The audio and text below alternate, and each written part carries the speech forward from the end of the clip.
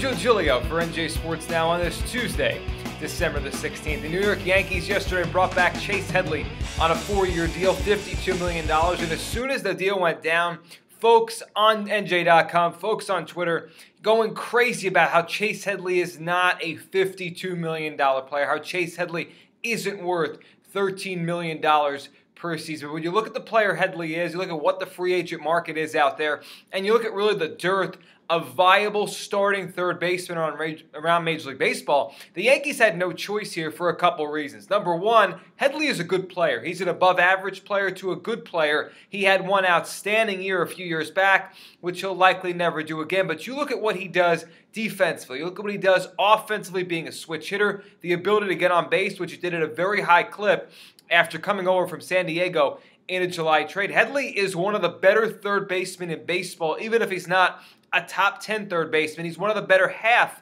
of third basemen in baseball. And if he plays anywhere close to the level he played a few years ago when he led the National League in RBIs, this deal will actually turn out to be a steal for the Yankees. In 2015 and beyond, $13 million for a player is no longer big money. $13 million for a player is an average starting salary for a pretty good player. For a starting caliber third baseman, that's what they cost. Look what Pablo Sandoval got from the Boston Red Sox a few weeks ago. This is what players of Headley's caliber cost. And the other reason the Yankees had little choice here is because the way this team has been structured over the last decade or so, but particularly recently, the Yankees have no choice but to double down every offseason on what they did the year or two before. The fact that the Yankees went out and were not willing to just give up second base as a position of growth, which would have been, that's what it would have been coming up in 2015 if they didn't re-sign Headley. Martin Prado would have slid over to third, and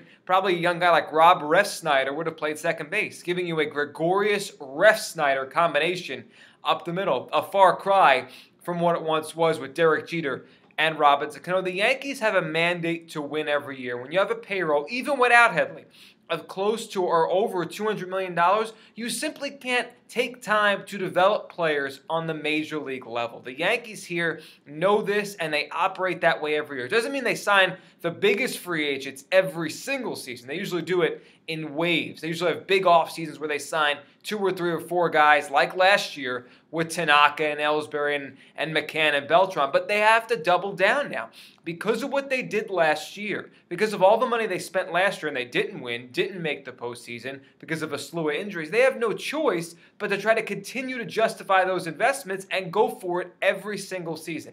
Is Chase Headley a $52 million player? Yes, he is. Is he a great player? No, he's not. But that's baseball right now. Should the Yankees have gone in a different direction to try to rebuild? Maybe in a perfect world. But the Yankees, the world they live in, the world they created for themselves, there is no perfect world. They have to try to compete every year. And you look at the team the way it is right now, heading into around Christmas time before the second half of free agency really gets going. The Yankees are probably around a 500 team, maybe a little bit better if things break their way. Is that good enough? No, it's not. But it gives them hope. And if they sign 1 or 2 players, they'll take real hope heading into spring training. For all those reasons, and the fact that Headley is a good player and was a good Yankee, the Yankees had no choice here but to re-sign Headley for $52 million. I'm Joe Giglio for NJ Sports.